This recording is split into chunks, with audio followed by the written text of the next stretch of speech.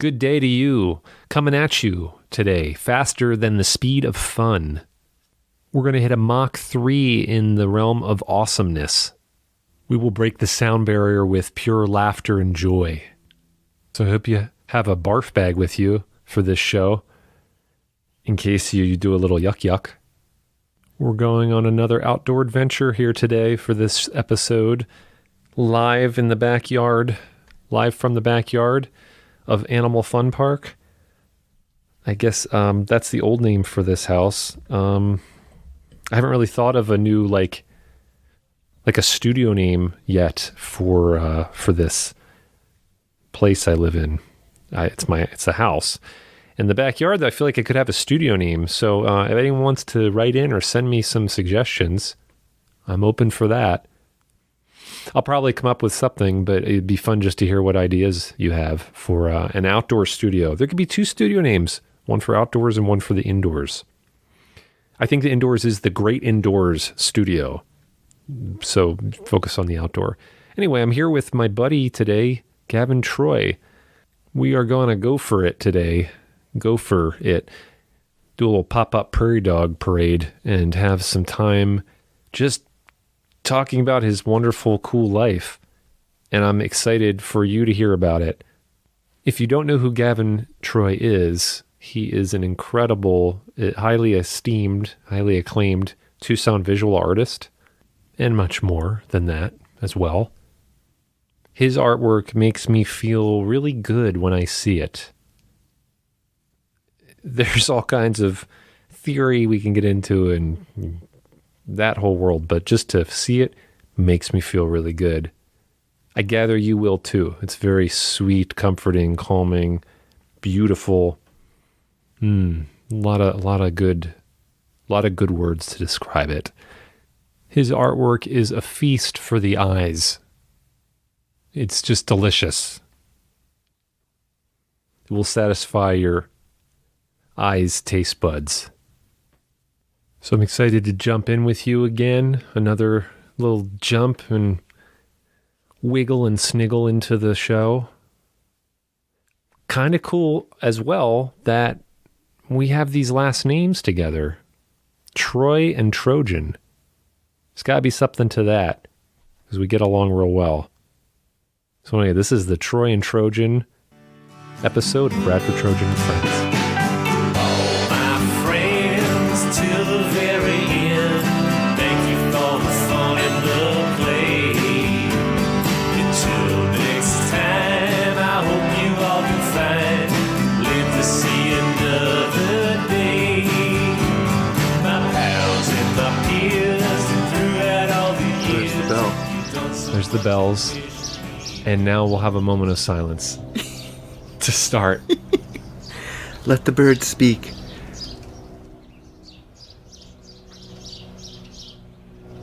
And the plane. And the truck backing up. The beautiful sounds of city and nature mixed. Yeah. It's like city mouse and country mouse coming together and having a slurry of fun. Oh, Ooh. there we go. Ooh. Nice. Yeah. Okay. Who's that? Yeah, I want to know who that is. What's their name? You, buddy. Wild E. Bird. Oh, it's amazing. Like, Yeah. giving this moment of silence, which now I'm talking over,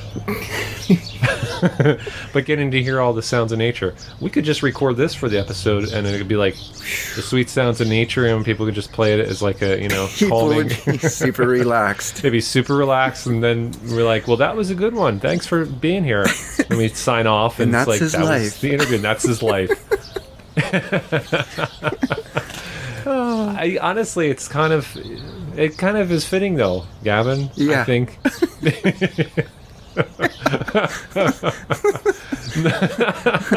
Not that you're, you just don't talk, but it's like the quiet time, when we hang out, we get a lot of time just to go in deep, right? And talk about the big expanse and, hang out in that space. It's easy to go there together, I think, which is I really appreciate about you. And so it's nice to be able to just have those little pauses, right? For sure. Yeah. Yeah. And a lot of it lately has been on bike rides, so that's always been nice. I know. Can like get into it and then roll away for a bit Yeah. Yeah. and then come back to And come back in. Maybe I should like try and figure out how to do a mobile That's what I was bike podcast and just bike around Yeah. with the guest. Yeah.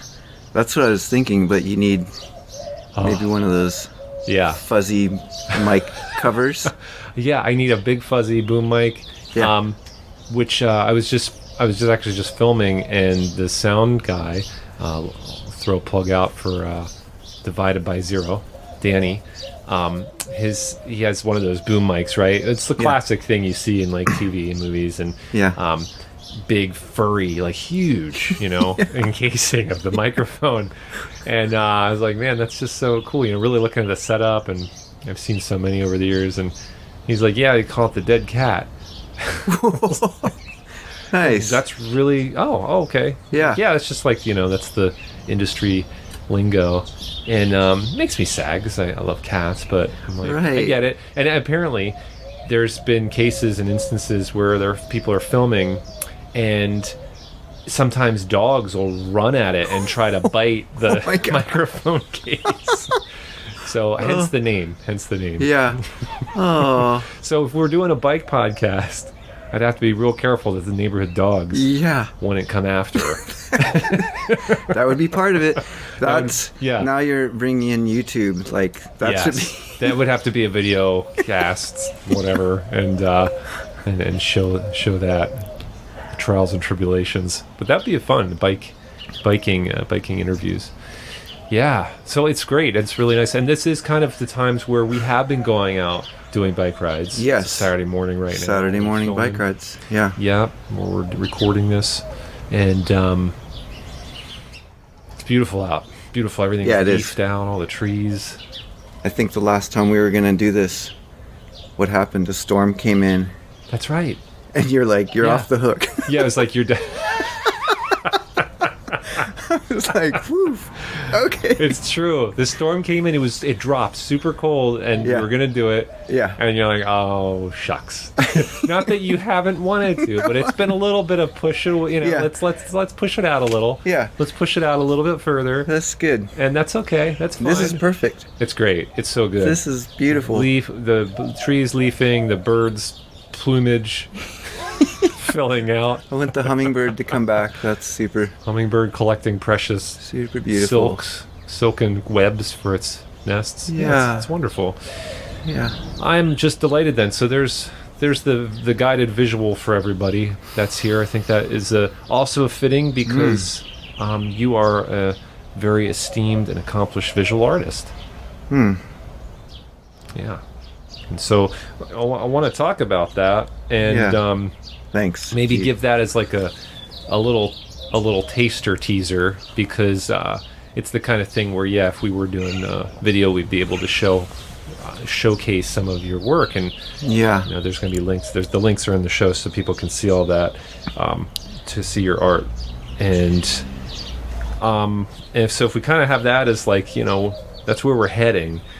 If we go back and reverse here and just put the Econoline in backup mode, Okay. where would that take us? Where would we go? Like the appearance on Earth. Your appearance on Earth when you beginning. decide to start off the scene one. Yeah, that would be 1967. Yeah, I think it was the summer of love. That's what some people say. Maybe that was 69, 69. It was almost like, but 67 Okay. is like when. It's pretty funky. Yeah, it's like when most of my favorite music albums came out. Yeah. It's like, Yeah, 67, born in Ravenna, Ohio. oh yes. And my mom and my dad were teaching at Kent State University. Oh. When was the shooting there? It was like, shortly after that. Yeah, I wanted to ask my mom exactly.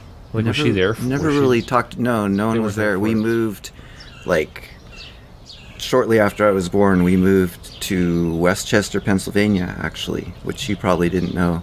I did not know that. That's Yeah. really interesting. Yeah, I mean, obviously, I have a lot of friends. yeah. I went to Westchester for a bit.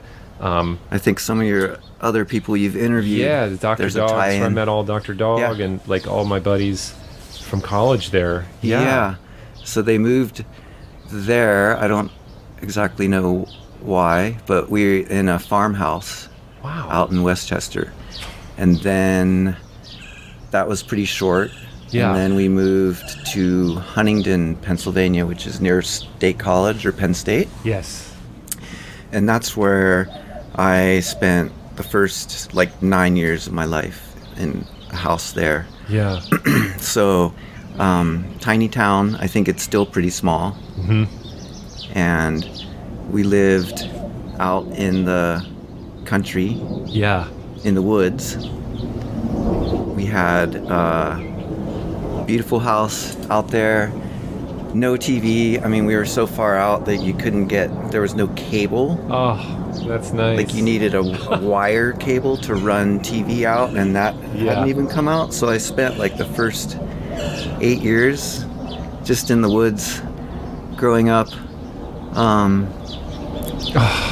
Gavin. No TV for a See- while, so I just had like nature. It was amazing to think back on it now.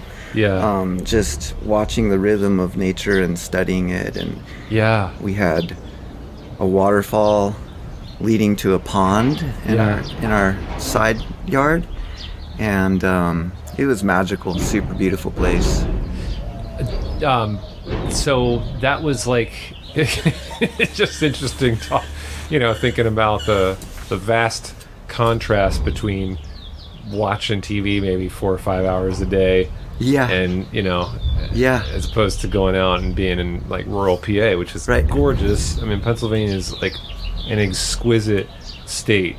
yeah. If people haven't been there to see that landscape, Uh-huh. grow up in it. I mean, it's so rich. Yeah. It's rich green and the seasons and all that. So yeah, so you got to really dive deep into the natural world and just Yeah. really explore. And I imagine, imagination wise, probably without TV, you're just like forced to have this great, experience Total of, nature experience, yeah, surroundings. Yeah. for sure. And just investigating yeah, everything from the way leaves broke down and mulched the earth, and yeah, the seasons changing, and just running through the woods like as far and fast as I wanted, and yeah. super fun. Yeah, Did- really beautiful. Did you know have other kids around there at the time, or did you know like there was this other world happening outside of that? Yeah, I mean, I went to school, an elementary school, so I had friends, and Yeah. they had TV, so I got small doses. So they just Small. had to, small dose. We had to just stop for a minute because there was a huge dump truck, and we were joking. It's kind of just getting to unload stuff. Unloading here. the stuff. Unloading the backstory. Yeah. Woo. Yeah. So, All cleared up now. all better. Yeah. I mean, I went to elementary school. That was pretty small, and my grandparents lived in Maryland. So when we would go visit them, they lived in Hagerstown, Maryland, Okay. which is kind of more of a little more urban-y Yeah. setting, and my sister and I would just dose out on TV for like 12 hours a day. Obsessed with learning about how people's TV relationship to television. That would be it. That'd be like, the fill time. like my grandmother, bless her, would like bring us food, the TV trays, and we would just be there the whole time. Not all the time, Hooked but in. She'd Yeah. hook the cable line into the back of your occipital lobe. Oh my gosh. Would you what Yeah. would you watch? I'm just curious. Is Yeah, it something you were watching back then? Yeah, I was trying to think like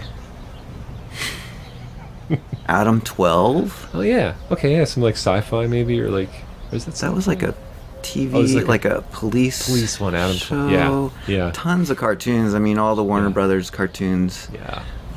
Yeah. Shows.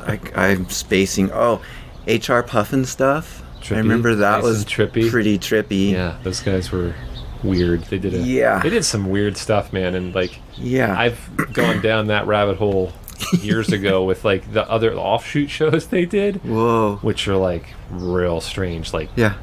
I've- there's one Bigfoot and like Wild Boy or something, and like a sea creature. I forget the name of that one, but Yeah. weird, weird shows. Yeah. I can't really. I didn't spend too much time thinking Yeah. about Yeah, you know, those shows, but probably yeah. best. Probably best not to. Yeah.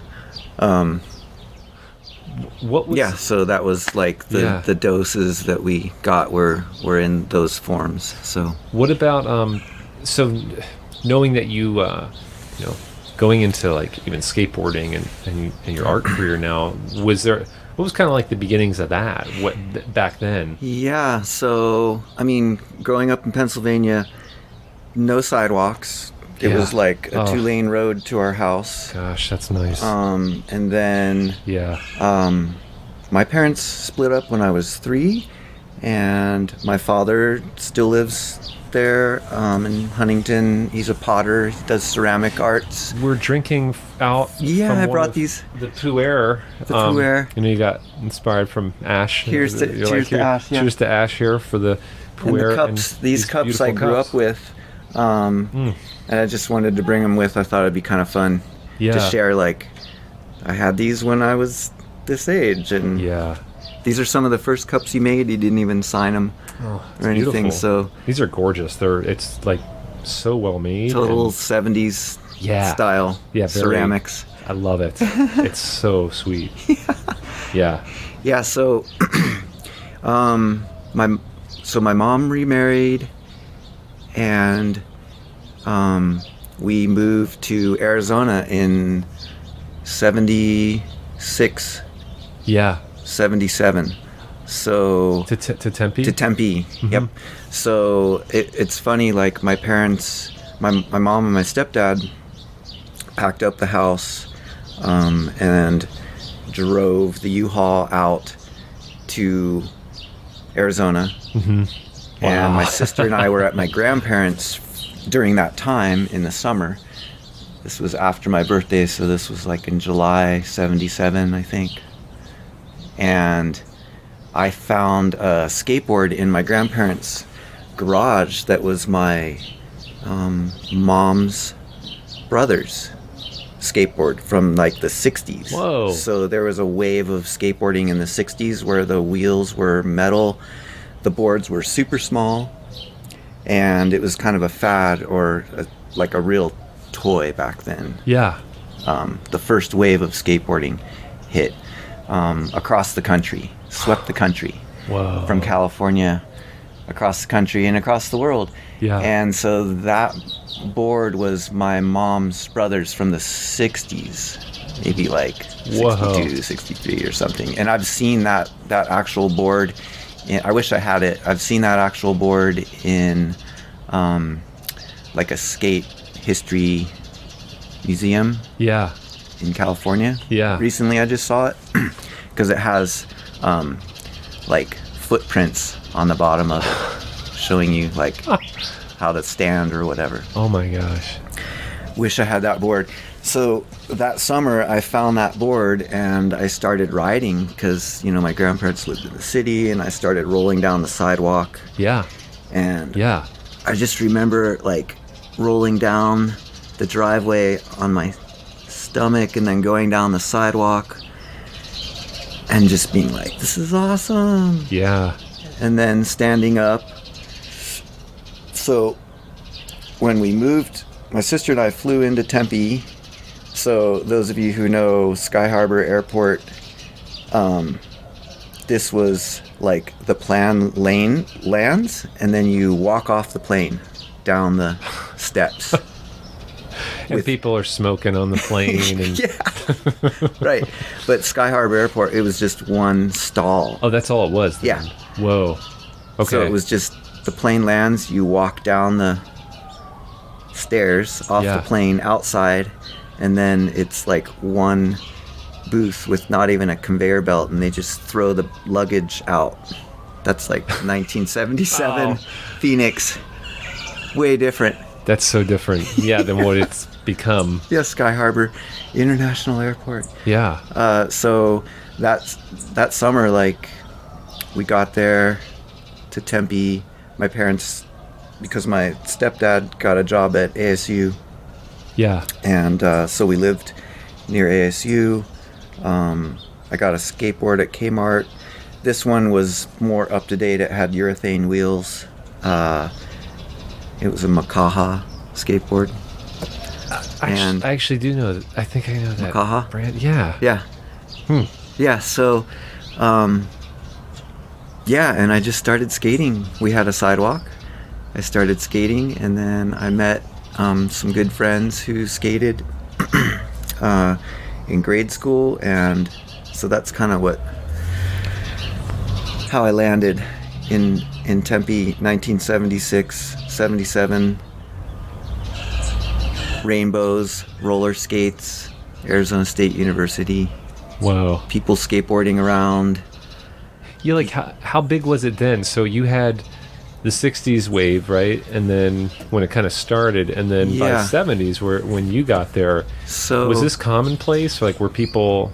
yeah, this was like the second wave. So with skateboarding, the first wave was the metal wheels and clay wheels, and the boards were pretty.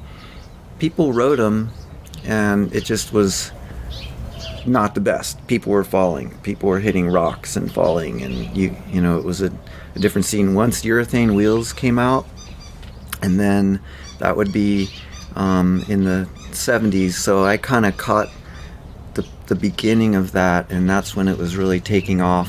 Where Yeah. a lot of skate parks were being built all around California, and there were some in Arizona, Mesa and Tempe and Phoenix, and there was one by my house, but I was still just sidewalk surfing pretty much. Sidewalk surfer. Yeah, and then met my friends, and we started looking at like Skateboarder magazine, Yeah. and that was when we were looking at that, we were seeing like the Dogtown and the Z-Boys stuff, which those movies kind of brought people up to par or Yeah. whatever on what was happening.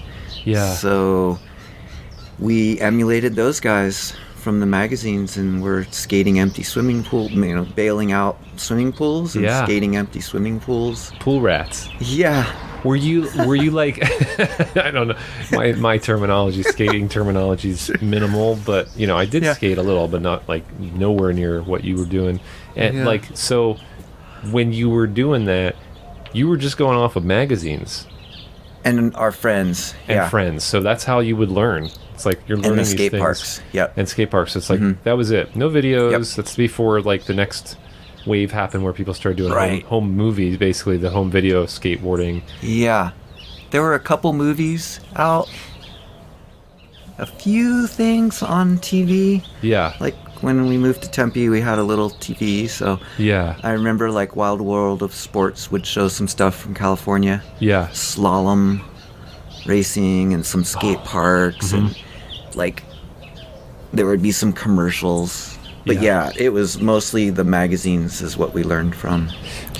Who was your inspiration at the time? Were there some skaters that were like? I mean, I know I've been talking to you about Dwayne Peters and Oh yeah, and stuff. Like, was that was- at a point where it was? Dwayne Peters in the 70s did a whole. Yeah, He's from the punk band the U.S. Bombs. Yeah, He's like total. right. So in gnarly the dude. 70s, he was doing like this touring show. Gosh, I forget what it was, but it was like completely like theatrically based. I think they did some things at the Santa Monica Civic Center, and they would be wearing like flowing costumes and doing all these really wild things. He was kind of involved in that at the time. But for me, it was more like Tony Alva, Jay Adams, those guys we were looking up to. Yeah. And then, so... And then just my friends that I skated with, too. They were really the ones. I was kind of like the newbie, so I would look up to them. Was there like also in the learning process of tricks and things, was there anything that was really difficult, or times that was just like, this is, I mean, I'm sure there was some trial and error. Yeah. Or what was that like? I think it was just the progression happened so quickly for quite a few years. Yeah. You know, it was just, we all kind of were learning together. And I think there was a certain point where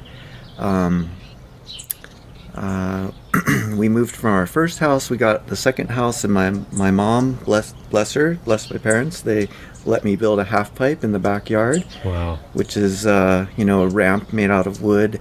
And this was so late 70s, early 80s. Everything happened so quick, but all the parks closed in the late 70s. All the skate parks closed because of insurance problems. Like, the skate parks now are just like parks where you can go and skate. But back then, you had to pay, become a member.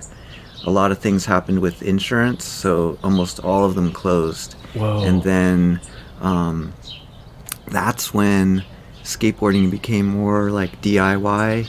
And there was a magazine, like Skateboarder magazine was the magazine we looked at. That switched and eventually went under.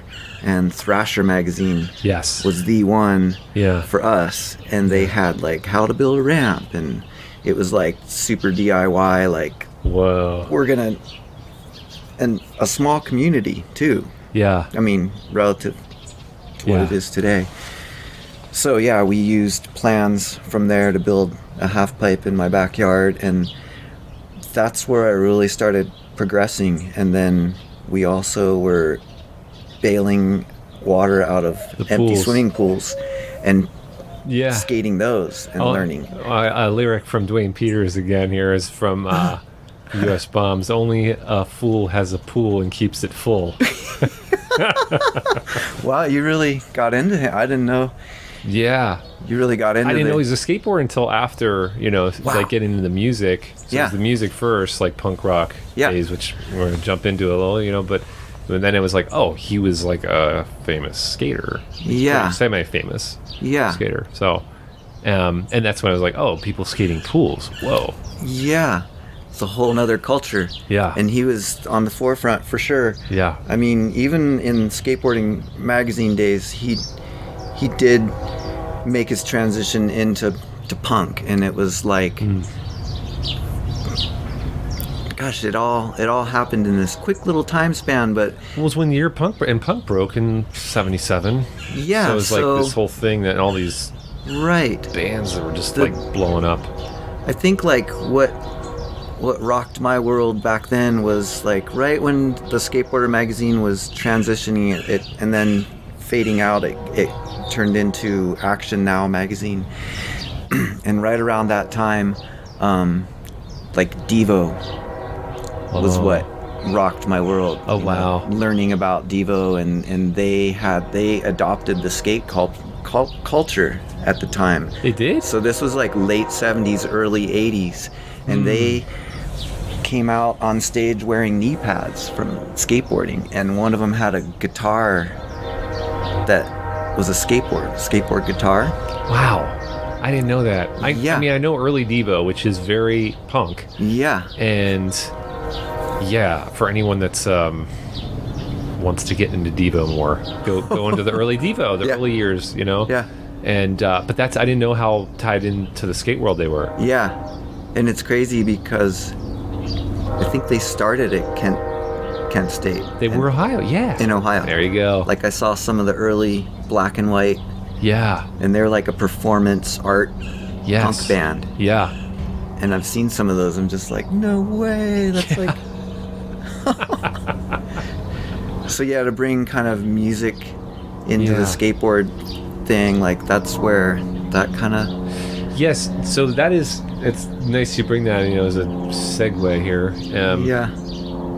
Like the way that the music was feeding the skateboarding Yes. culture Yep. from that point on. I mean, before that, I don't know what were they listening to in like the early 70s skating, probably some Led heavier Zeppelin classic or- rock and stuff. Yeah, classic rock. But then there was like skateboarding music. I mean, like punk really fed into that. It was a really nice symbiotic relationship. Yeah. Like Yeah, Thrasher. yeah. Thrasher kind of fueled that too, as far as the community went, and they had like skate rock. And so all these skate rock bands, punk rock bands kind of Yeah. formed together. The Big Boys from Austin, JFA, which is from Phoenix, Tempe Yes, you've told me about that. area. Yeah, So yeah, I guess like first for me it was like new wave, yeah, Devo, the Flying Lizards, listening to the Erg, this soundtrack with all these different. yes. So getting exposed to like Gary Newman and Kraftwerk and the Flying Lizards, and I think that's just growing up in Tempe in a college town and going to the record shops there and being exposed to all this new wave and like Kraftwerk and synthesizers and the Moog and all these different instruments and new ways of listening yeah, to things, being exposed to so much. And then it was just like early 80s, and then that's when punk rock somehow, like Decline of the Western Civilization, came in to the movie theater, and that's when like everything just shifted into punk rock and skateboarding. I love how some of these were piggybacking a little from the last episode because we were talking Josh and Oh, yeah. his decline of Western Civ was like Yeah. huge. How big Yeah. it was for all of us, and you got to see it. So you got to see it that in the theater, In like almost like real time for that time, basically. right? You were like in it then, yes. Yeah. We were in it, so Gosh. West Coast, Yeah. basically like mostly West Coast punk rock, pretty Yeah. sure. Yeah. Seeing Yeah. all those bands starting up, and Yeah. then right around that time they were starting to tour. I missed the first. Black Flag did come through, and it was the 3-piece, which I really wished I would have seen. I know exactly where they played, and JFA played with them at the Knights of Pythias Hall in Tempe, and I missed that one, but I did see them with Henry's first tour, Yeah. and having to ask, I think I was a freshman in high school, having to ask my mom if I can go to see this.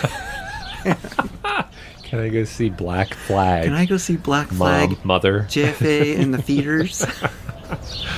Oh, yeah. Is that there's some a cappella groups? We'll be home before 10. Oh gosh. So you had a venue there, and seeing a lot of bands coming through, Yeah. like at the time. Classic spot, Madison Square Garden on Van Buren in downtown Phoenix, I love it. across from Bill Johnson's Madison Big Square Apple. Garden. It's Yeah, Madison Square Garden. It was a professional wrestling ring. yeah. And so the first year or two, it was just the ring. And the bands would lift their equipment over into the ring. And then we would have the pit there, and you could run up and hit the ropes and come off. And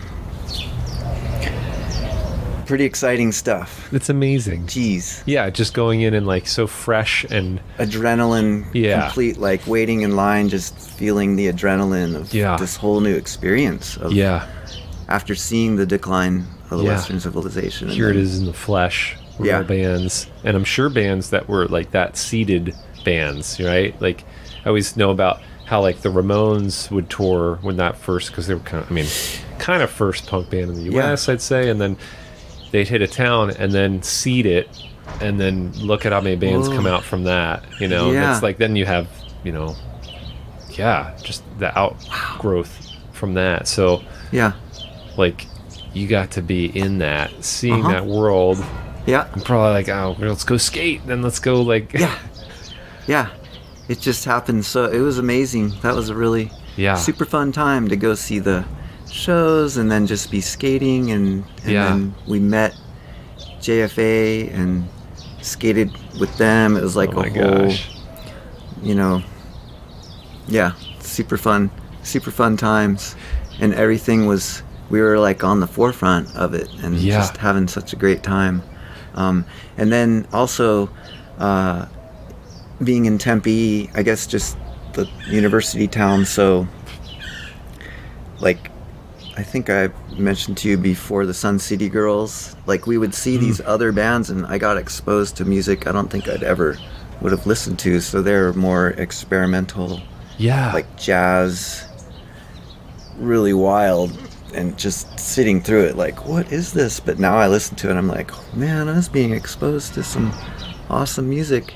Yeah. And the Me Puppets, their early days, Right. They're Arizona right in based. Tempe. They were right there. Yeah. Yeah. I think they grew up in Paradise Valley, but yeah, they were in Tempe, Yeah. and seeing them play just in little apartment parties, the Lemon and Terrace Club, and super fun. Lucky.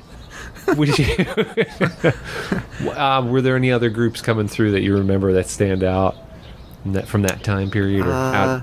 Like TSOL, Yes. Vandals. Did you see the Vandals? Vandals, Yeah. Oh, Secret Hate, I'm so jealous. Bad Brains, of course. I mean, that was, My God. yeah. Oh, Dead Kennedys. right. I That mean, was you awesome. see, yeah. I mean, you're literally, you were part of history there, watching like the. They were coming through on the way out, and I Yeah. think a lot of them would come to Tucson too on the way out. You know, it's kind of like the I-10 Yeah. route, and Yeah. then maybe on to Austin after that, and Yeah. across the country. But yeah, we were pretty lucky Yeah. being there to see And pretty wild shows. I imagine pretty wild shows. early Yeah, Dead Kennedys days. Like, Dead Kennedys was awesome. yeah. That was at, I remember the most memorable show was at a place called Party Gardens, but it used to be the wax museum for Phoenix. It was a wax museum that you would go see these dioramas of different people set up. Super awesome. And so some of the things were still there, but it had closed. And the Dead Kennedys played, and he came out with wearing a fez and doing like a mime act for the first 15 minutes or something. I was just like, oh my, this is awesome. I can't believe this. Really amazing. Yeah. Special times. Yeah. Ah. It is special Yeah. times. Yeah. Early punk rock days. Yeah. Did you so as you're like, you know, the soundtrack to your life at this point, and coming back into skating and just you know, getting your chops going more there and getting better, becoming a better skateboarder. So you've told me you were pro. Not just sponsored. Sponsored. I got free stuff. Okay. Basically. You were sponsored. But And I got paid, well, just helped out to go to contests sometimes, but that's Yeah. it. I never had a board with my name on it or anything like that. So yeah, high school, those 4 years, I think my last year of high school, I got my first sponsor from being in a contest on the west side of Phoenix, and got picked up by a company in San Diego who's still around, Gullwing Skateboard Trucks, and rode for them. And so that was like senior year of high school. yeah. And then so my folks, my stepdad got a job at Johns Hopkins Oh. Yeah, back in Maryland. in Maryland, and this was like my senior year of high school, and they were like, you can move with us. to Maryland, or you can stay here and go to school. And so I was so involved in skateboarding and the competitive side. Now I've like really focused in. We had built ramps to ride, and the contest circuit was alive in Phoenix and here in Tucson. This is when I first started coming to Tucson, was in the 80s. Yeah. For contests, and then in Flagstaff, some in Vegas, a little bit in California. But that's when, and I also started taking pictures of skating. Well, I did that in high school too. And so, let's see. So they moved. Yeah. My mom helped me get an apartment. And Wow. I remember graduating and just going to a party that night. The moving van was packed. They were leaving. I had my apartment. I went to a party and I just was like, wow, this is weird. And I went home to my old house, empty, and sat in my room like, holy cow, okay, well, turning a page, you know. And I went to my left there and rode my bike over to my new place and started at Mesa Community College in photography, like focused on doing photography and skating competitively. And I got sponsored by a board company. First it was Santa Cruz Skateboards, and then the opportunity came up to ride for GNS Skateboards out of San Diego, so I did that. And so yeah, I was like, it's like a whole new thing opened up, and I was taking pictures, sponsored by these companies, skating competitively, and going to junior or community college and working at like Fast 1 Hour Photo. Wow. You know? Was it like one of those in the middle of a parking lot? It was in a strip mall, you know, out in like Mesa, and by Mesa Community College where I went. Yeah. Fast 1 Hour Photo, this is Gavin, how may I help you? We'll get your photo in an hour for you. I'm like printing people's pictures that on this huge color machine. I had no idea what I was doing. Wearing this polyester shirt. Oh, wow. And just like, anyways, yeah, doing that whole thing. Looking through people's photos. Yeah, just bizarre. Printing a lot of... Would you see any weird stuff? Oh man, I wish I could say that I pulled some weird... Yeah, nothing... Probably not as exciting. Nothing super weird. No. Yeah. No, it didn't last that long because I ended up getting a job, a work-study job in the darkroom at the community college, which was perfect. Yeah. That was way more chill. Yeah. And then... and you're doing these contests... Skating the like contest. Every weekend or like a lot? Often? Yeah, there were like... Yeah, there were quite a few. I would say maybe a couple a month, maybe. Mm-hmm. Yeah, there were like different ones. And then... Was it intense with like the competition? Were there dudes who were like... Yeah, it was weird. Like I just was super focused on what I was doing. Yeah. And very quiet. Like my whole adolescence was pretty quiet, unless, you know, with a smaller group of friends. Yeah. But for the most time, just like more introverted, focused. a little more introverted. Yes, totally introverted and focused on whatever I'm doing. So that was skateboarding at the time. It was like 110% just focused on that and progressing. We were pushing each other. Yeah. And 110% for being a total 360 degree. Yeah. Right. Yeah. 365 days of the year. Yeah. That was it. I think I remember in high school riding my skateboard to school every day of the year. Wow. Like we lived close by, so it was all there.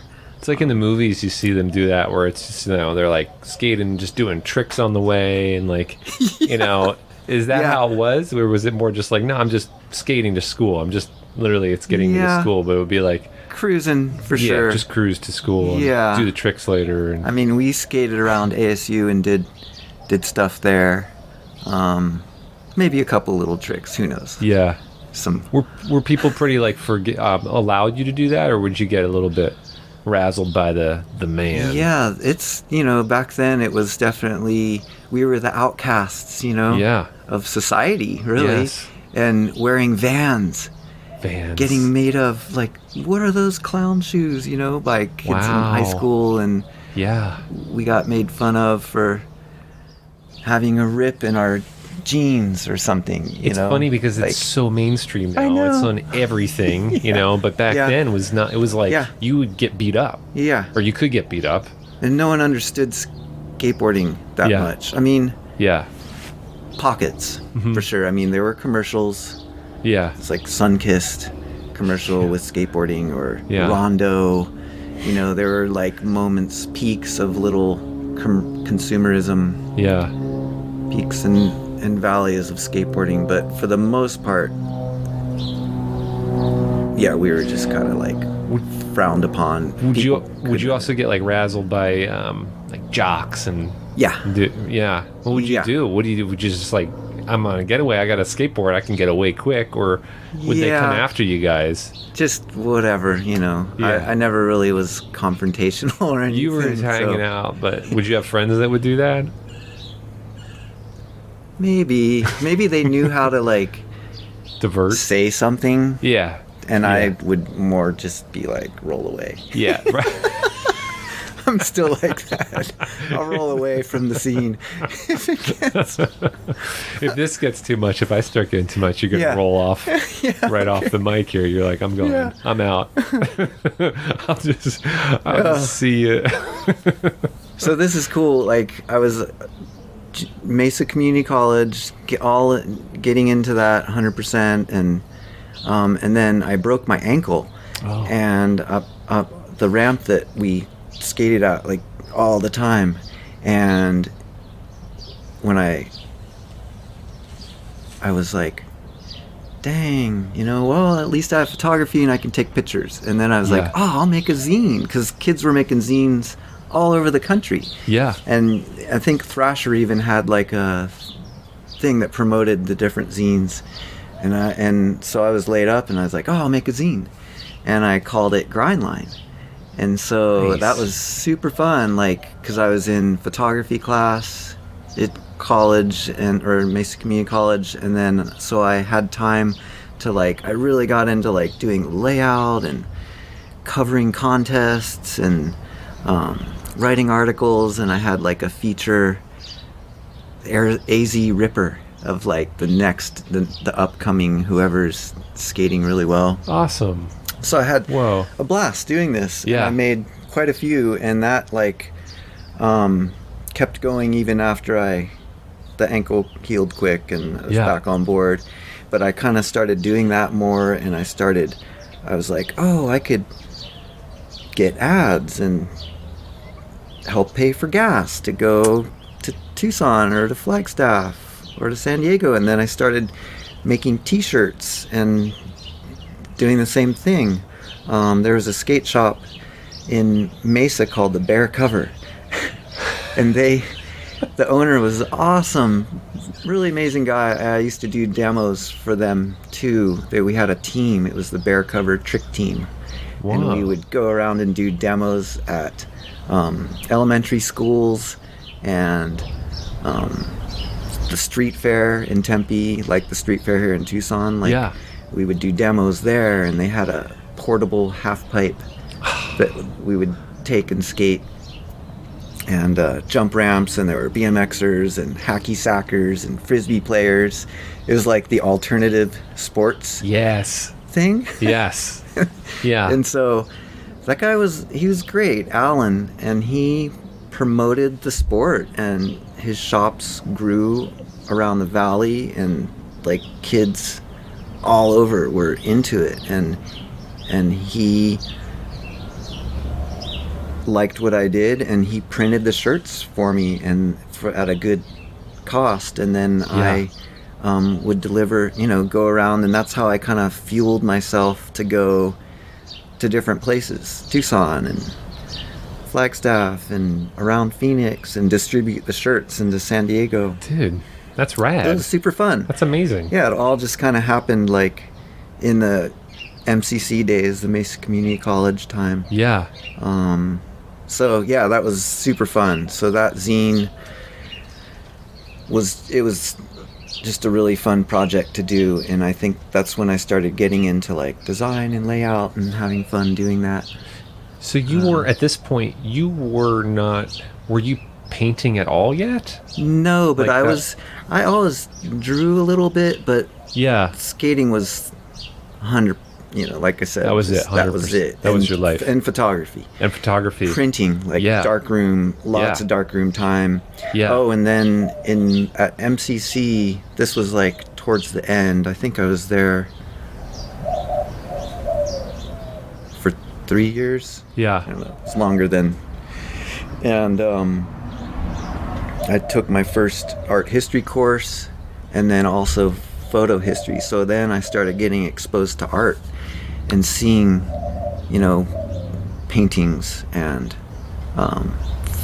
photographers who were exploring other areas. And then my parents were in Baltimore, so I would go visit them for Christmas break, and I started going to, like, I think the first Christmas, my parents took me to DC to see, there was an Ansel Adams retrospective in DC, and so I got to see all of Ansel Adams' work, and I was just blown away. And then a lot of paintings there too at the National Museum, so I was being exposed to art that I never was before. Yeah. All at that time. And then I took my first art history course my last semester at MCC and saw all this art from Europe, and I was like, I gotta go see this. And I sold my car and went there the next summer to Europe. Really? Mm-hmm. Wow. Yep. Yeah, I was like, I gotta see this stuff in person. Yeah. So sold my car, got a Eurail pass, saved up what little savings I had, and went to Europe and went to all these spots that I saw in art history books, and Was there an artist at the time that you were just really, really into? It was just the general vibe. at that time, yeah, just overall, I guess, just seeing, I think at that time period I was being exposed to all the different time periods, so I was really into, like, also my musical tastes had shifted into, like, the Bauhaus. Yeah. I was being exposed to, like, Some art rock bands. Art bands, yeah. Yeah, and like Tones on Tail and all these. This was like mid to late 80s Yeah. time. Yeah. More transitional stuff Yeah. for me in my life, and like doing that. So yeah, I think I was into like gothic art Yeah. and like I was really into stained glass windows, and I really wanted to see like Chartres Cathedral and yeah. just all the big, like St. Peter's Cathedral and all these different, the Vatican Museum, Michelangelo, all the classics and Yeah. the sculptures. It's like I had to see this, and I Yeah. didn't even know why. I was just, it's like I had to go look at this stuff. Just wanted the transmission to, Yeah. like, be around it. And Yeah.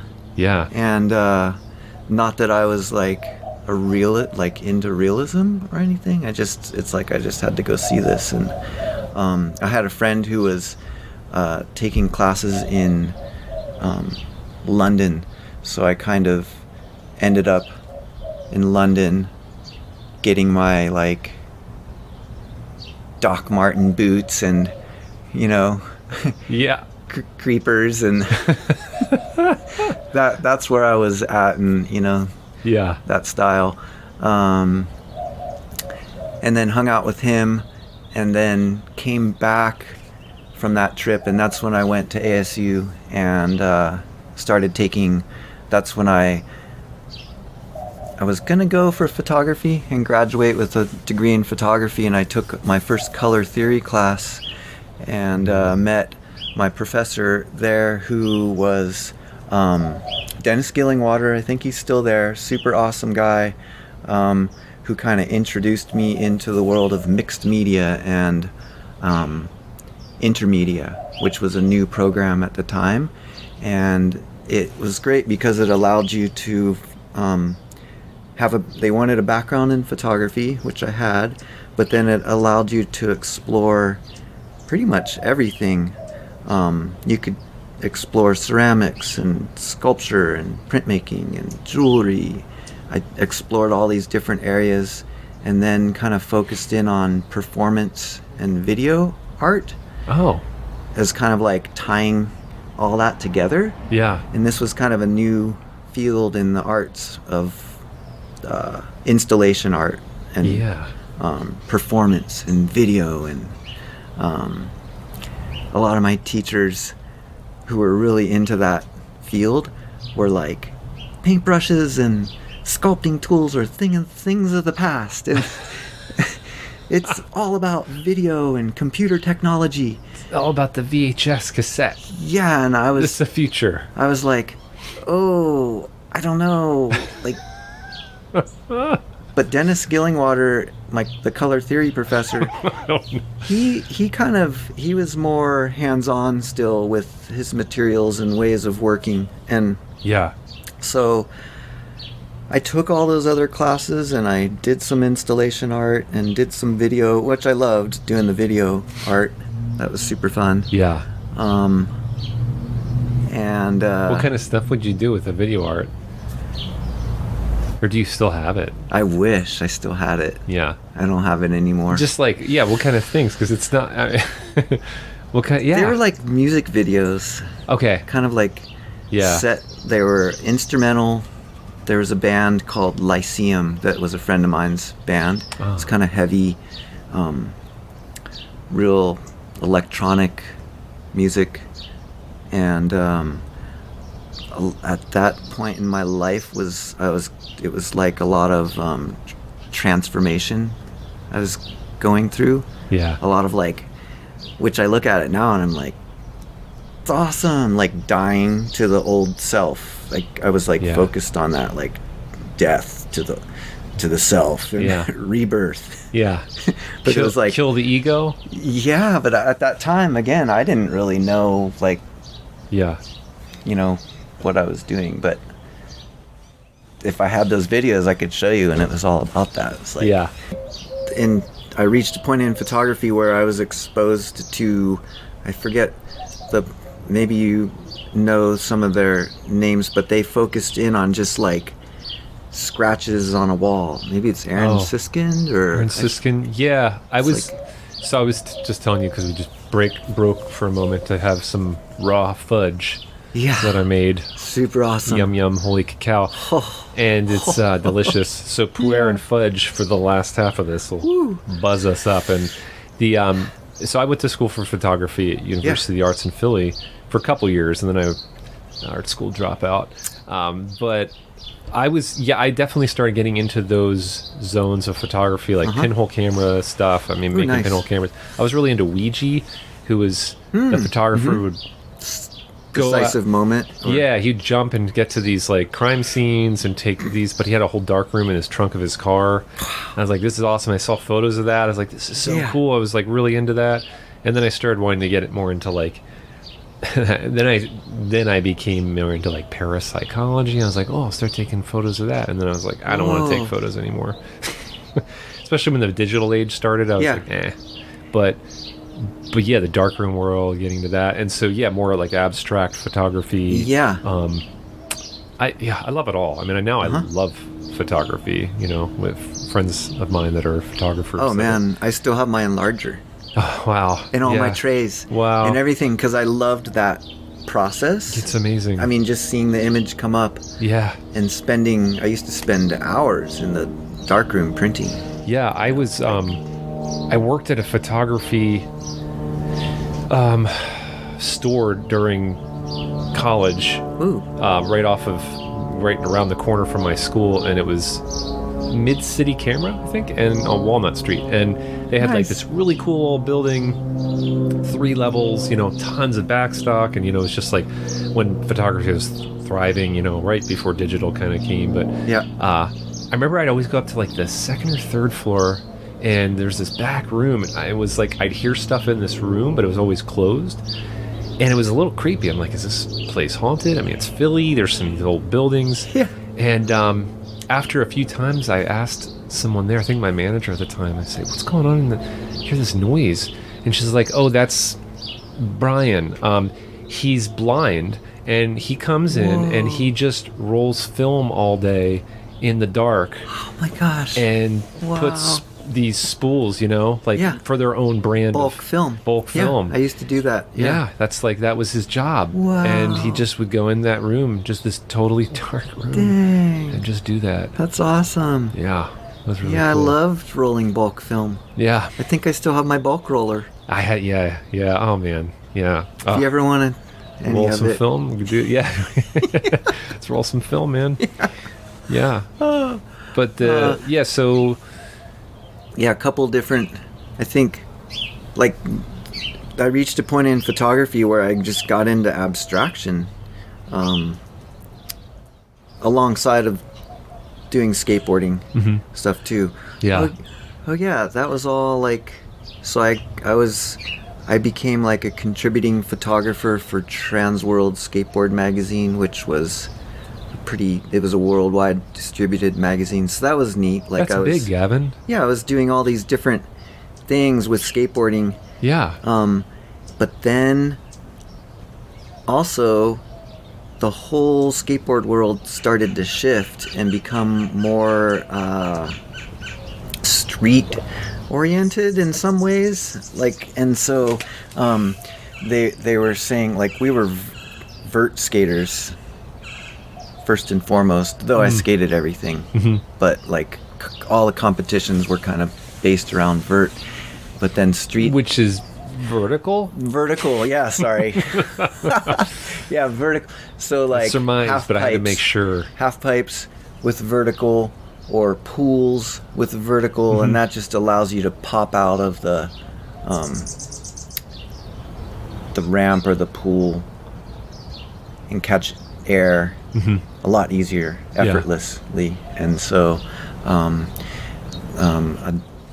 a new form started coming in, which was street skating. Yeah. And so the whole industry shifted right in front of my eyes, like another real, like, quick. And I was Yeah. in art school doing all these great things, doing the zine. I came to Tucson, there was like vert contests and also street contests. Now they would set up obstacles on a basketball court, Wow. little jump ramps, and Yeah. it's like integrating the street element into skateboarding. And then everything shifted, and I didn't shift with it as easily. And a lot of vert skaters who are professional skateboarders at the time, who that's what they were held up in regard. Like, everything shifted so quick, and then everything just dropped. And there was a saying, vert is dead.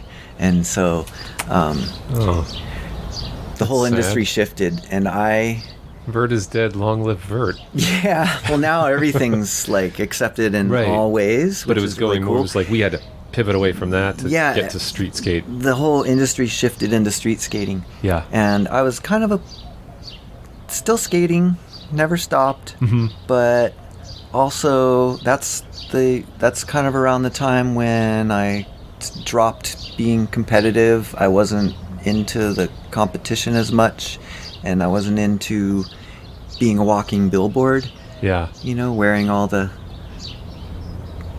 companies' names and stuff, and I just dropped it all. And that's when I went to Europe. Yeah. And when I came back, I had art to like, because I was so, 100% into skateboarding. I kind of was shifting that into art, so I just started spending a lot of time in the libraries and just looking at artists and figuring out like, what is this? What are these painters about? I was fascinated with painting. Yeah. So from photography, I reached a point of abstraction through, I think it was Aaron Siskind or someone. I started zooming in on marks on walls and the history of old buildings, details, and started looking at painters who were painting abstractly like that. Yeah. And so, thankfully I had art, visual art, to kind of channel that energy that I had in experimenting with ceramics and sculpture and video performance and stuff like that. Yeah. So you started really, so now, jumping forward to like right now, 'cause Okay. I want to bridge that. Well, I just want to bridge the Yes. gap here because Yeah. I know you as someone extremely dedicated. You are like very, I think very disciplined in your art and your Yeah. craft. Yeah. Like you are in your studio a lot. You produce a lot of material and art. And so, like I go through waves and ebbs and flows where, I'll be really inspired and I'll just, I'll have something come out and I don't, and then nothing. Yeah. And I don't always keep up my chops, where it's like just do it even during the lulls, Yeah. and the dips. But I feel like you're doing that, and I don't know. I mean, I'm sure the process is not all like as glamorous all the time, but Yeah. I know you as somebody who's doing this, and I think a lot of people, in Tucson and beyond, who appreciate your work and have your art, I know you've been in many shows. You're out there, Yeah. So, what is the inspiration? How do you going back to that period of time where you started to get more into painting? Right. Like, what is it that inspired that, and how did it? How does it influence you now? How does it get to you this point where you're just That's awesome. passionate? Bridge. So there's a lot of questions there. Yeah. But No, that's cool. I like that because I was wondering how we would make that.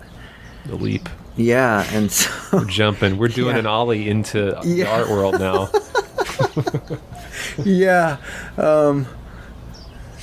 I can't.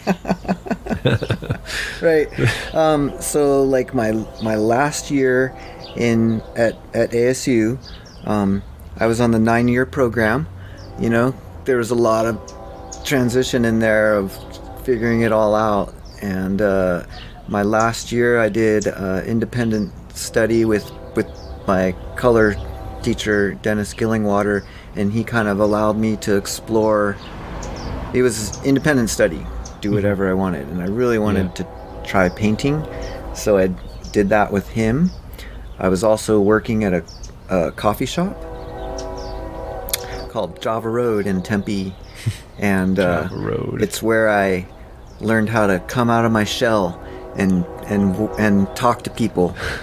Coffee and the counter was in front of me, so I could talk to people and feel comfortable. Still have a little space between. They're not right up in your grill. Yeah, and I'm serving people. What can I get for you? Yeah. Would you like that iced or hot? For here to go.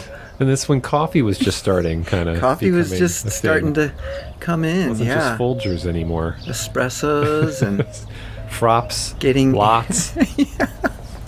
ECs. So that was awesome because the owners moved out from Huntington Beach and they were into art, so we showed art there. Yeah. And I was like, whoa, this is cool, I want to get a job here, and I got a job.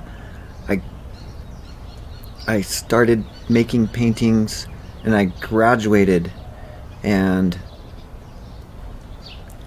I've always just was kind of throughout college was just questioning the deeper self, Yeah. you know, Yeah.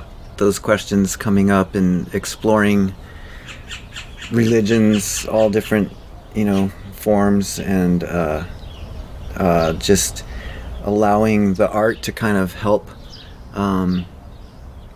in the nonverbal expression area, I guess. I don't know if that makes sense. Mm-hmm. So when I graduated, it's like I didn't have to answer to anyone, and I was working at the coffee shop, and I just started painting on my own without having to defend or talk about what was coming through, and I just allowed it to come through. And then I showed it at the coffee shop, and I could put it up and be anonymous and see what people said, and the response was awesome. So you would be working there. It was anonymous right across from you, and you could just see how people were responding. Yeah, I mean, some people knew, you know, Yeah. obviously that it was mine, but the majority, it was downtown Tempe in the Yeah. 90s, so lots of people coming in and looking at the work, and no one had to, you know. Cat walking through the alley. It's all right. It's just a house cat. Nothing to be alarmed about. it's Saw that. it's a shadowy creature going through. Probably one of ours, but yes, Yeah. that's so nice. Like, So it was really cool. I got Yeah. to experiment. That's when I first started, like, I've always ridden around on my bike. I would ride around on my bike and find wood to make art on. yeah, That's when that whole thing started. And also a woman showed me how to stretch canvas. yes, And so, yeah, it was great. And I just started showing, and then I started showing at other restaurants and coffee shops around Tempe. yeah, And here in Tucson, there was always, I would start, since skateboarding, I used to come down, and I showed at a place called Sprouts on 4th Avenue, which is now the Beeline. Oh, and not the chain Sprouts, like Right. a Sprouts. This was just Sprouts before Sprouts, the chain. Interesting. And What was it? A coffee shop? It was a juice bar. Juice bar. Yeah. Wow, man. Sprouts, where Whoa. Beeline Cafe Wow. was, and I back first then. showed there, and and Gigi worked there. Okay. There you go. Shout out, you should Shout out. interview- Tucson staple. Yeah. And So yeah, that's it. All just kind of unfolded from there. so coming down, and then you moved down to Tucson. Yeah. So, gosh, from Tempe, I met Kim Young, and from Tempe Bicycle Shop and the co-op up there, Gentle Strength Co-op, I worked at as well, and met Kim. Kim moved down here to start Bicus. It was bootstraps, not bombs, or something like that. Oh, at okay. First. So Yeah. she started that, and I would come down and visit her Yeah. throughout the birthing of Bicus, Yeah. and would participate in the art auctions, and kept coming down. Loved Tucson and the vibe. Yeah. Tempe was growing exponentially, and all of a sudden before my eyes, like P.F. Chang's and Abercrombie and Fitch and all these Yeah. places on Mill Avenue, everything changed so quickly and everything grew so fast. And I ended up moving down here. We were or still kind moving of like a ghost town. up. And Tucson was still super chill. This was 98. So it was great. It was like Tempe in the 70s, kind of. And like a great thriving funk. art community here. Great that art was- community. That's you one of could the live here reasons. on Yep. the cheap. It wasn't For sure. tainted. The Yep. well wasn't tainted Yeah. yet. There were public art projects, which were new back then. Yeah. The late 90s. That was a new thing for Yeah, in the U.S. for me at least, to experience like these tile projects along the freeway, and then seeing Santa Teresa Tile Works doing stuff, and just the community. So I would come down to Bicus, and that building was like the hub, Yeah. and like Flam Chen and puppet works and all of that was just, it's like moving into a family. Yes. Amazing It's just group of folks. Grill and Congress. Yeah. And the downtown Saturday nights were galleries, like pretty funky galleries were here. Yeah. And yeah, it was just like, Yeah. this is awesome. Yeah. And ended up just kind of moving in and doing the same thing here, showing in coffee shops, still connecting in Tempe with showing art there, but really showing it like Epic and Bentley's, and just kept showing. I love showing. Ever since I started just showing in coffee shops, because it feels like you can reach so many more people. It's like art for the people, kind of. I love it. It's true. Yeah. Yeah. It's a way that people, very great exposure. Yeah. They're really taking it in, I feel like, because they can sit there and admire it. They Yes, can exactly. be there while they're even waiting, and it's like a more relaxed environment to just kind of enjoy Totally. seeing the art. And I feel like Yeah. Tucson has done such a great job of that in the places that when I first moved here, Idle Cafe, Bentley's, Yeah. all these places you're naming. And then just getting to see these galleries that were like, oh, cool. This art is very accessible. Yeah. It's like museum art, great in its own way, and then being able to feel like so connected to the community and artists that you're around, and seeing their process. Oh, there's their studio. Cool, that's neat. You know. And my grandmother was an artist, so I grew up in her studio. You know, she's a painter. Awesome. It was like just being able to see like a different side. It was like I grew up in that, and she's extremely skilled watercolor, oil painting, and then coming, I think, from Philly, but then to here, seeing like artist studios where it was like, oh, they're listening to punk rock, and they're like have it decked out, it's like funky and the good funky, the good funk. And so that was really neat to experience that in a way. Yeah. Again, that would just take it more into like your more closeness and kind of a connectedness to the art. And so for you, coming down here, being in this community, and anyone that knows your art, and we have the links here on the show, you see Gavin's art, I find you have a unique style. So and just so you have to see it, I think your art has a vast body of work, and so your paintings, you have sculpture too. Even just when we've shared and you showed me, your doodles and sketchbooks, and like seeing the difference in what you like to do. So you're saying you were inspired by your study of world religions and spirituality. So what comes into your art through that, because that's such an important piece. What happens for you there when you come into that space to do art? Like, how is that informing you?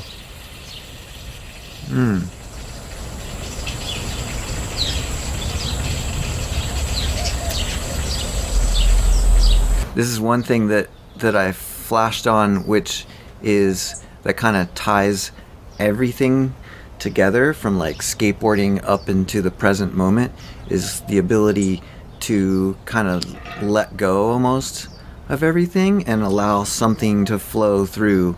And that happened with skating, because you can't overthink things. You have to, when you're skating competitively, just go with the flow and open up and let go, and I didn't know that at the time, and now the same thing happens when I'm painting, and I think that's what causes me to want to pursue that as much as I do, to to get in the studio.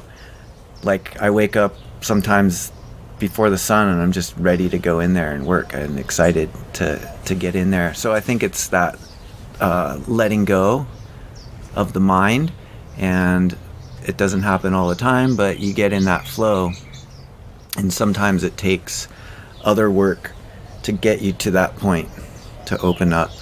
So, and I think in life too, I'm just learning about that ability of being able to surrender, just let go of the mind, you know. And it's like a journey, for sure. And it's something that's not visible. So it's like, I sometimes will tell people, it's like when you're going on a really beautiful hike somewhere, and you're like, let's just go around this one next bend. Let's just see what's, you know, it's like that, you know. Go around that next bend and see what's there. And So it's like a curiosity? Curiosity of exploration? Mm-hmm. Letting yourself go into... Yeah, inner exploration for sure. Yeah. Yeah. Yeah. So really finding the inspiration through that, like what's going to happen next and what is unfolding. Yeah. There's definitely themes that if people look at the work, they'll see themes that are repeated, and that's just what's happening with me now, or with the work. And I kind of have been equating it to like a musician. I have no idea, like you play a song that you're familiar with. I've never talked to a musician about this, but if you play a song you're familiar with, but it must be different every time and new every time, I would think or hope. That's kind of the way it is with the painting. Like there's variations within that theme, and it may be a different tone or just, you know, no matter what. Yeah. So, yeah, those are just some of the things. Yeah. That's really great. And so for you being able to be in that space, and like you said, you just like that, you get excited about doing that. Yeah. You get excited about the exploration and about going into your studio. Yeah. And you want to do that. And so there's something that stays fresh there within the process of creating. And, you know, I find that, like, again, for me or some artists I know, musicians, there can be these periods of feeling stale or just like uninspired. Yeah. And what do you have to say to that? Like, is it just kind of just keep pushing, just kind of keep letting yourself, or letting go, I guess? Yeah. Just keep letting go into that. Yeah. Like, sure, now you're uninspired, or this is what it is right now. And for the work that I'm doing, thankfully, I've found ways to practices in the studio where if I don't feel like painting, I'll work with wood. I'll cut wood, make frames, sand wood, pick up something that's been sitting for a while and sand it and cover it and set it aside. And I think here in Tucson, I substitute taught for 9 years at Tucson High. Yeah. And I developed sketching as part of the whole process too. So I'm always drawing and sketching, and if nothing's coming out from my imagination, I could just look at a tree or a bird and draw, you know. yeah. Pretty bird. Hey, buddy. Pretty bird right there. Landed right there for us. Yeah. So I think moving out of the way of the self. Yeah. To just kind of play, to be a child. And I've worked teaching little kids, kindergarten through 5th, for 12 years at the Museum of Art, and seeing their freedom and their joy all the time, like I'm super inspired by that too. Yes. And it's just that process of letting it come out and not worrying about what it is necessarily. So your work with kids and younger folks, you know, where they still kind of have this, like, they're not as calcified as, right? So this process of like decalcifying, so that you can keep returning to this place of wonderment and exploration and like joy, just freshness of like, this is new. Yep. This is still fresh and new. Yeah. and how can I just let this happen without being like thinking too hard and getting in your own way about it, or like, you know, judging. And I think that, because those are the kind of things I think can come up for folks. So, and that's happening now with everything, like with however I am now. I'm just like carry that with me everywhere, instead of just like in the studio, but just like in life, like riding my bike, or just it's a viewpoint or a way of seeing where it's joyful. You know? Like the lens. What lens do you want to put on the camera for today? What radio do you want to tune into? Or, and so I'm learning that just within the last, I don't know, it's been recently where opening up and letting go.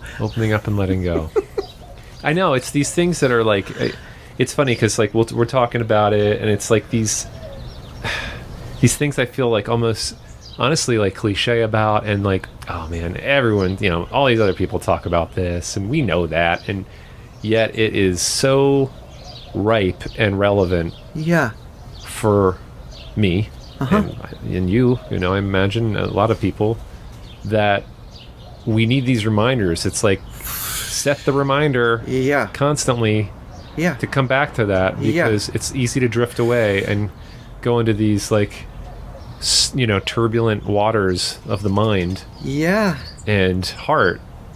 It's funny, like I was writing, like every morning I try to have the daily contemplation time and writing and tuning in, and I was just writing like seeing through the eyes of love, and walking with love, and being with love, and speaking with love. And I was like, geez, how many times have I like written that, or like 20 some years of just like love, you know? But now I'm just feel like I'm really, it's like washing over more. Which I guess is why there needs to be the constant reminders and practicing, because it is a practice to keep continuing to come like back to it. It's exercise. And it does get easier. It does become more habituated towards that, like living in joy and living in love, and that actually turns out to feel really good. So if we can bring that correlation in, it feels good when I do that and live in that way. It allows this person to deal with things that, because, you know, we are in the world, it's dualistic. There's going to be junk that comes up too, and it just allows, and not in a way to run away from it, but to embrace that too and be like, oh, this is junky, or this doesn't feel good, but I can love it and learn from it. You can learn from this gunk, this toxic flubber, the flubber of the mind. Gets all gack and flaps, and or just be like, hey, if it's the mind, like, hey, take a break, you know? Like, we're on the same team here, buddy. Right. It's like that, you know, we're our own worst enemy. We can just be such at war with it, and being able to give some time to just ease and relax into it. It's something I've really helped me is just the, like, how important relaxation is in a way that's not like conk out in the TV. Oh, that's fun sometimes. Being able to really just relax, let things relax, and in that space, what can show up, you know, when there's not this like rigidity, and there's not this like holding such that, like you said, the dualistic world, like this openness and love and whatever we want to call it can hold the other stuff, so it doesn't become as deeply embedded, or, you know, starts to kind of break up some of those holding patterns. Yeah. Yeah, it's fun. So like some of the music I listen to in the studio is super important Yes. while I'm working, and I reach that state. And it's been mostly instrumental, and a lot of it just as of lately is music. I guess it's someone by the name of Light Bath. It's just Wow. might be Eurotrack stuff, synthesizer stuff, but it just, I can listen to one 4-minute song for like hours Yeah.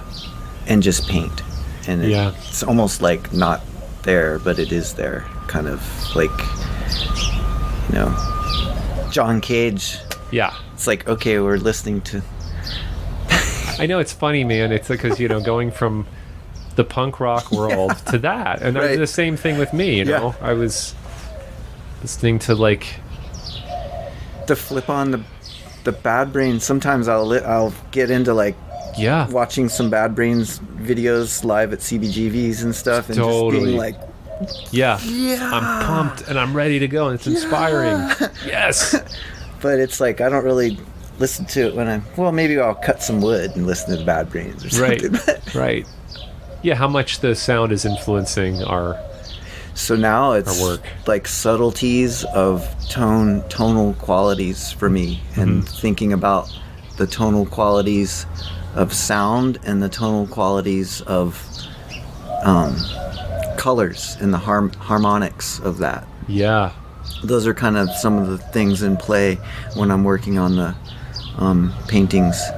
Do you find that vibration. your work with color over the years and getting so deeper into that, do you find that the color, how much it affects your emotion and mental state?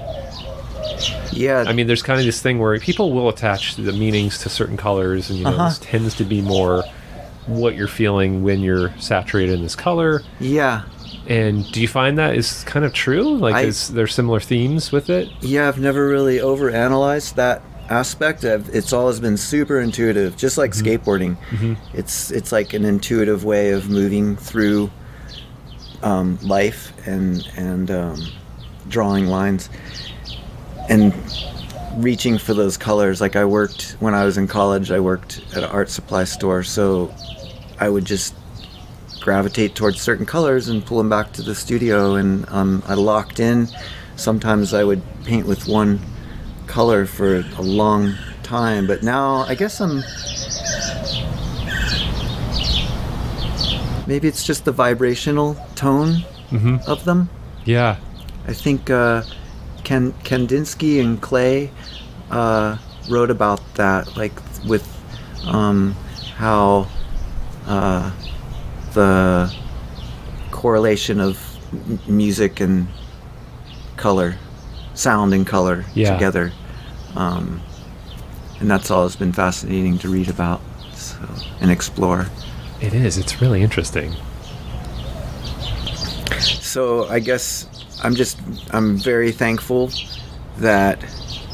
for creativity, and like for skateboarding, for kind of guiding me in this way of like self-discovery and pushing one's self into the now. And I think it fed into my creativity and art, and it's just that DIY ethic, creating something from nothing, and that happens right now. So I'm just so thankful, especially every moment, to have that practice of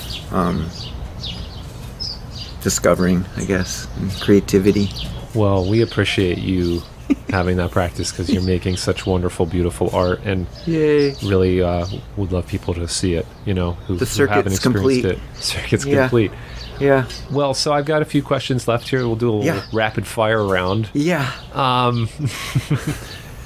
Favorite. And I'm ready for this. And you're ready for it. Although I just added another question in since last, so you're not going to be ready for that one. Keep people on their toes. Favorite toy. Okay, I've been thinking about this. So, you know, the toy years were really like in the woods, Right. which Yeah. is kind of crazy. So I just want to run through a couple things that I was fascinated with, and one was somehow I had an ant farm. I don't know if that classifies as a toy, It but does. Yeah. Yeah. it was fascinating for me. Mm-hmm. Though I don't even know if I got it to work, but I loved the picture on the box Yes. of just seeing that, and then Yeah. getting the glass thing. And, Was it? Did you have a green one? I had a green one. It was a green Yeah, one. Yeah. Yeah. Yeah. That's the one. and then somehow, well, we did get like the Sears catalog, and I would mark all the. Yeah. That's what my exposure to. So I had an Evil Knievel wind up. Motorcycle? He was the on a motorcycle? van and the motorcycle. Oh, cool. Whoa. Yeah. You never saw those? I do. I know what you're talking about. Yeah. Yeah. I did. I didn't have one, but I know it. And then I was thinking, well, the skateboard could be classified as a toy. Yeah, I would But classify it. It's I mean, a tool, It's but yeah. it really propelled me Yeah. that I still love. Yeah. Yeah. Yeah. I know. I mean, you still skate. Yeah, still skate. Yeah. Super thankful. Yeah. Favorite movie? Oh yeah, darn. I forgot.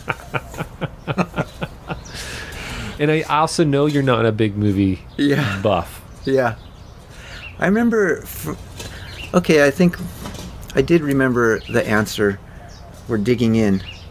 I know, it's funny. My neighbor's digging here. It's great. This is another fitting sound Yeah, it's like digging deep. the evolution of movie watching. I guess some people maybe see one film and they latch onto it for their whole lives. Mm-hmm. But, you know, there's certain films that affected me at different periods in my life. Like Fantasia was mind-blowing, Yeah. of course. Yeah. The colors. In my 20s was Rumblefish. I just loved that film. That's a good movie. Yeah. From the S.E. Hinton author who did The Outsiders. Oh, Yeah. I like that Wow. movie. Yeah. yeah. I don't know. That's yeah. You don't have to think too hard. I mean, that's Yeah. good. That's I don't know. yeah. Well, then I'm gonna throw this last one on you Yeah. here. Favorite album, Ooh. which is really tough. So this is kind of an unfair question because again, this can be for different time periods as well. Yeah. It changes. It's fluid. But you know, if there's anything even just sort of in the top list, Yeah. maybe you come back to, or it's something that's like I don't know. I think one it was a double album that definitely like was, even when we were listening to like new wave and punk rock, it was just Pink Floyd The Wall, like the double album. yeah. That really took me to a new space for sure. I Yeah. spent a lot of time. I remember working on this model of a ship at the time, Ooh. like a classic ship model. Yeah. And listening to Pink Floyd, and just really, that's when I really first started opening up and listening to the lyrics and the sound that they created. So Oh, they're so good. They had great production. Their sound Yeah. is like no wonder it holds up now. It like makes things today even look like yeah, from the sound is yeah.